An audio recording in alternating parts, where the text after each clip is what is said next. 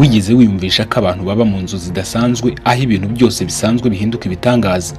Ku isi hose hari ahantu hatangaje, kuva ku nzu z'imipira zimeze nka baro mu Buholandi, inzu z'ubwogero muri Maldives, umujyi w'abapfuye muri California, kugeza ku misozi, amazi n'ahantu hihishe mu butayu n'ibihe by'imbeho bikabije. Muri iyi nkuru tugiye kwinjira mu buzima bw'abantu batuye mu buryo budasanzwe, inzu z'ubwogero, umujyi uri munsi y'ubutaka, amazi akururwa n'amazi, ndetse n'ahantu hihishe hashobora gutera ubwoba cyangwa amatsiko. Dore uko abantu bihanganira ubuzima, ubukorikori n'igitangaza mu buryo bwihariye. Muraza kureba amafoto no kumva inkuru z'ahantu hatangaje ku isi hose, aho kuri n'ubwenge bw'abantu bihurira n'amayobera y'isi. Murakaza neza ku Mayobera TV, urubuga rwihariye rugamije gucukumbura no kugaragaza ibintu bihishe, amabanga atavugwa n'amayobera akomeje kuyobera isi n'abantu bayo kuva kera kugeza uyu munsi wa none. Wicikwa n'amabanga, amayobera n'ibitavugwaho rumwe tubagezaho muri buri kiganiro tubategurira kuri iyi chaîne yacu kandi yanyu. Muri make, aha niho honyine wasanga ibintu bidasanzwe utapfa kumva ahandi. Icyo bigusaba rero ni ugukanda subscribe ndetse no gukanda kunzogera kugira ngo ubone amakuru mashya mbere y'abandi. Nje ndi mugira banga ati mbahaye ikaze.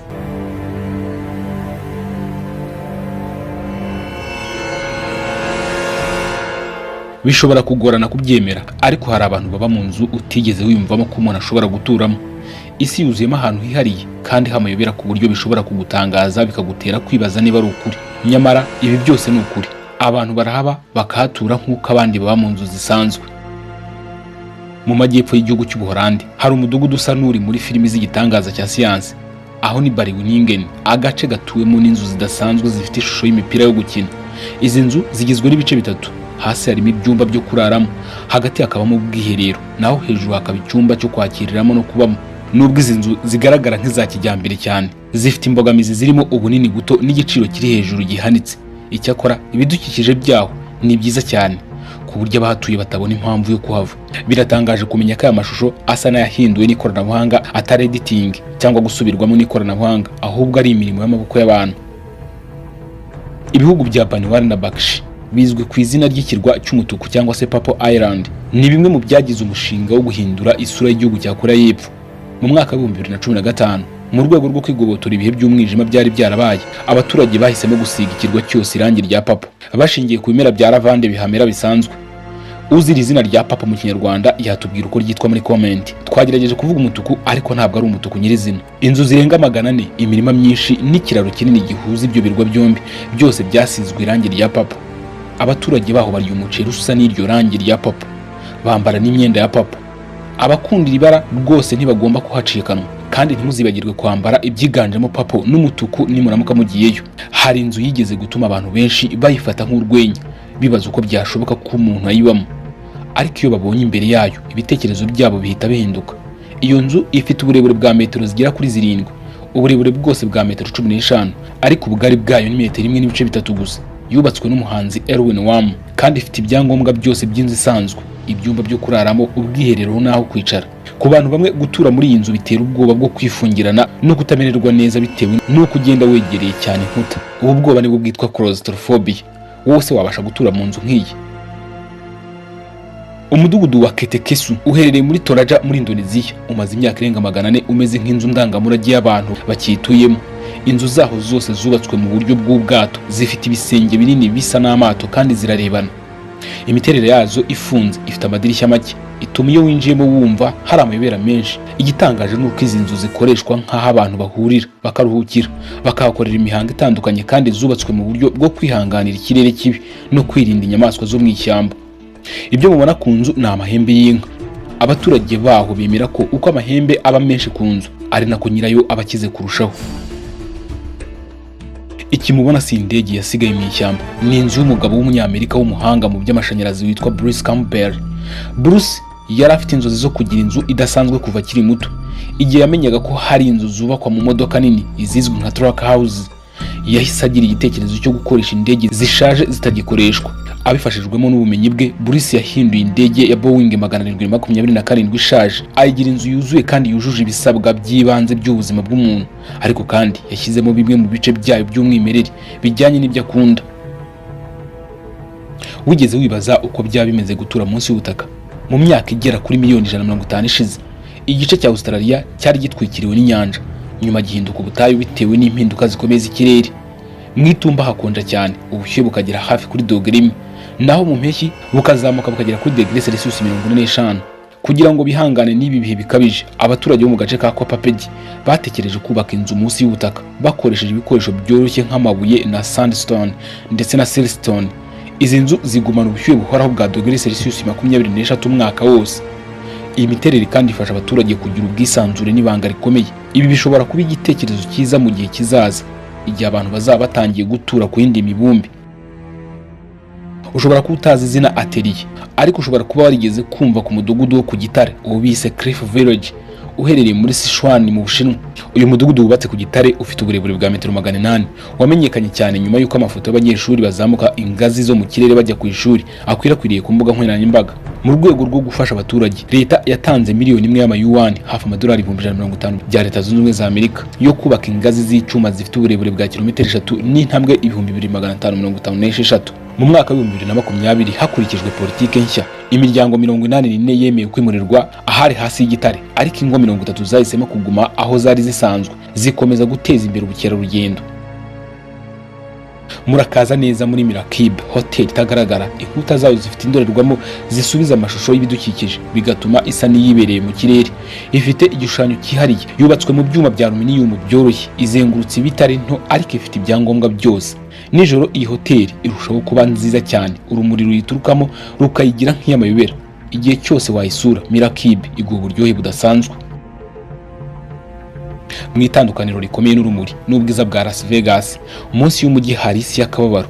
Mu myobo yari yarubakiwe kunyuzwamo amazi y'imvura, ubu hatuyemo abantu bagera ku 2000 badafite aho kuba. Aba bantu babaho mu mwijima, mu mwanda, ahantu hateganyirijwe inyamaswa ahubwo atari abantu.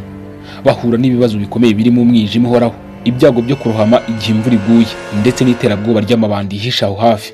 Amatsinda abakorerabushake aturuka hanze yagiye agerageza kwinjira muri iyo myobo, agatanga ibiribwa kandi agasaba abo bantu kuva munsi y'ubutaka bagasubira hejuru. Ariko gukura abantu ibihumbi n'ibihumbi mu mwijima nk'uwo si ibintu byakorwa n'abantu bake gusa.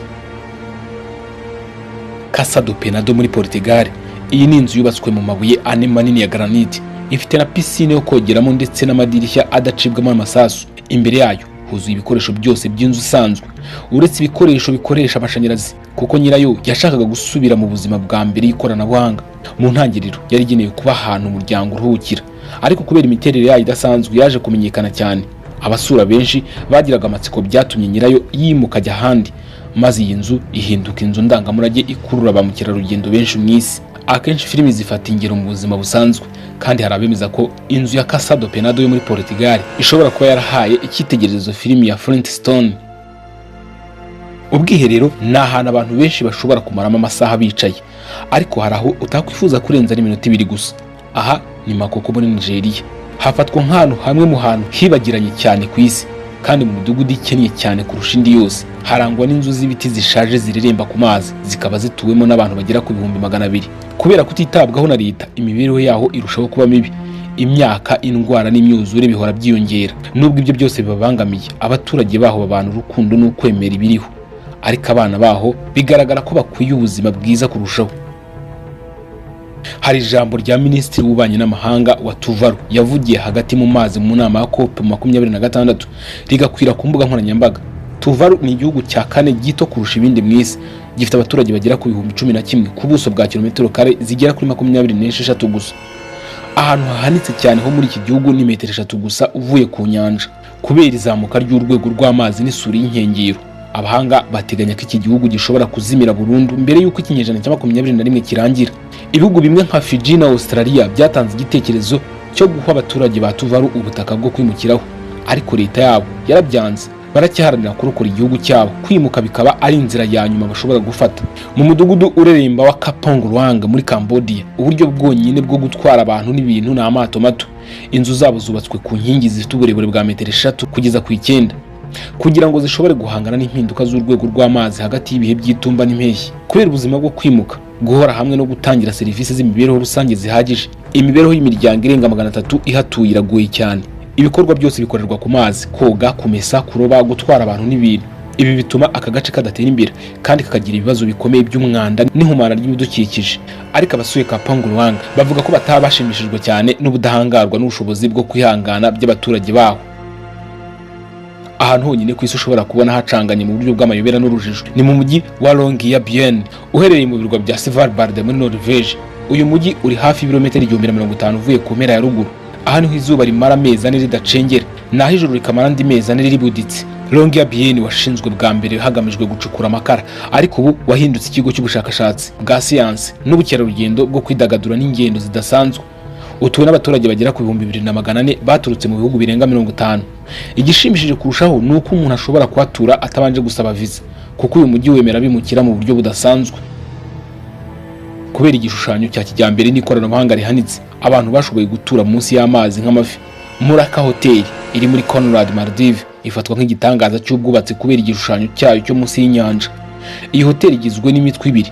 Igice cyo hejuru kiri hejuru y'amazi gitanga serivisi zose zisanzwe, naho igice cyo hasi kikaba kiri munsi y'amazi. Ikidasanzwe cyane ni icyumba nyamukuru cyo kuraramo kiri munsi y'inyanja ku bujyakuzimu burenga metero 5.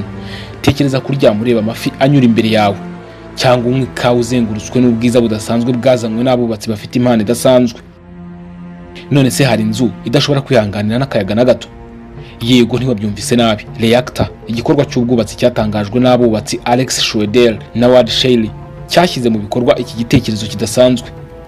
Iyi nzu igenda cyangwa igahagarara bitewe n'imbaraga zo hanze ndetse n'imigendekere y'abantu bayirimo. Abubatsi babayemo iminsi 5 imbere y'abantu kugira ngo bagaragaze akamaro k'ubufatanye n'imikoranire y'abantu. Iyi nzu ishobora kubona uburinganire gusa igihe abayirimo bose bafatanyije mu bwumvikane.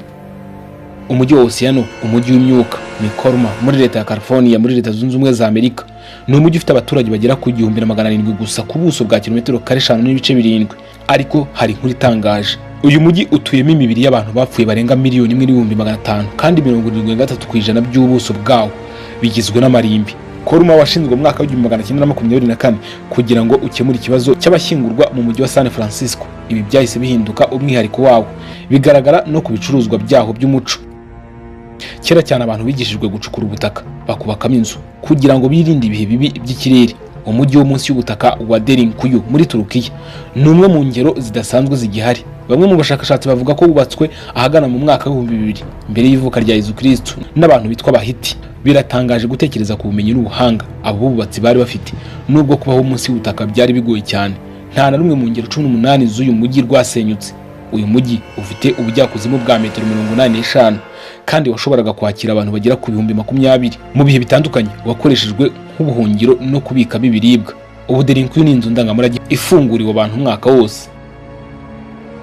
Rosina muri Brazil ni umudugudu wubatswe mu buryo butemewe ku musozi wa Rio de Janeiro. Inzu zaho ziregeranye cyane, zimwe zigera ku magorofa 10. Nubwo imibereho igoye, hari amashanyarazi, amazi n'itumanaho rya televiziyo, ariko nta mategeko y'umutekano n'isuku ahari, bityo indwara zigakwirakwira mu buryo bworoshye kubera inzira nto cyane. Ugereranyije n'indi midugudu ikennye, Rosina yirata ko ifite ibikorwa remezo byiza. Tekereza gutura aho abaturanyi bawe ari ibipupe by'inkware.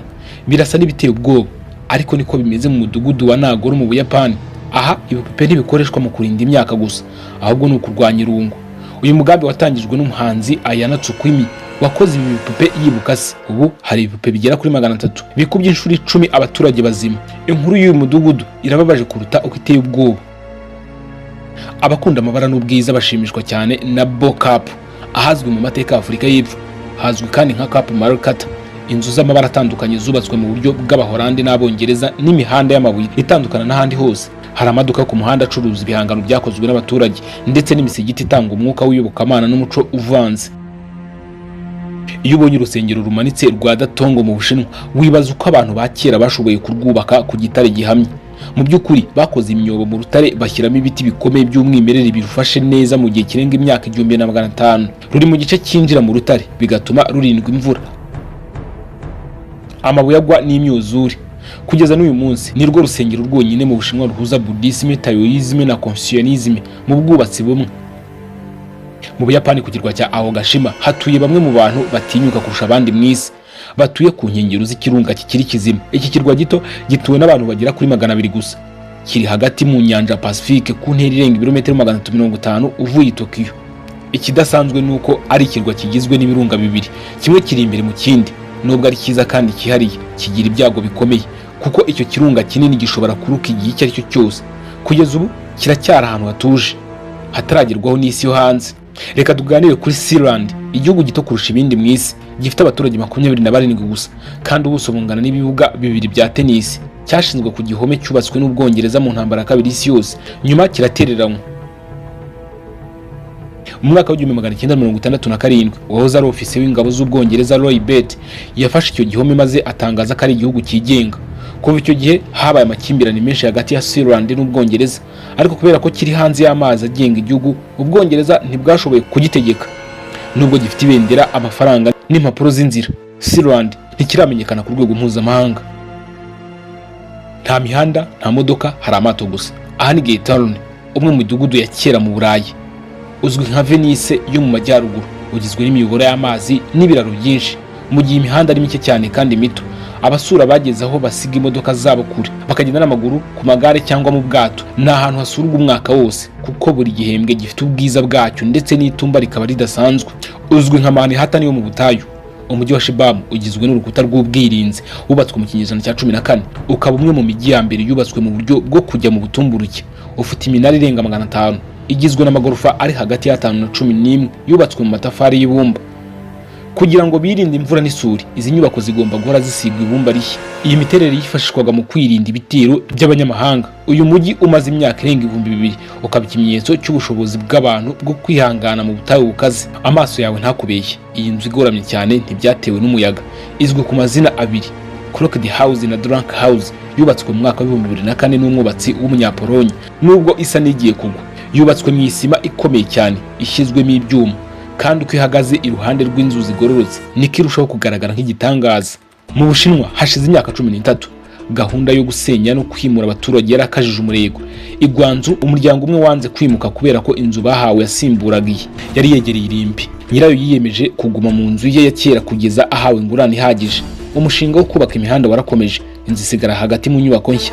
Bitunguranye ihinduka ahantu hasurwa cyane kurusha ahandi.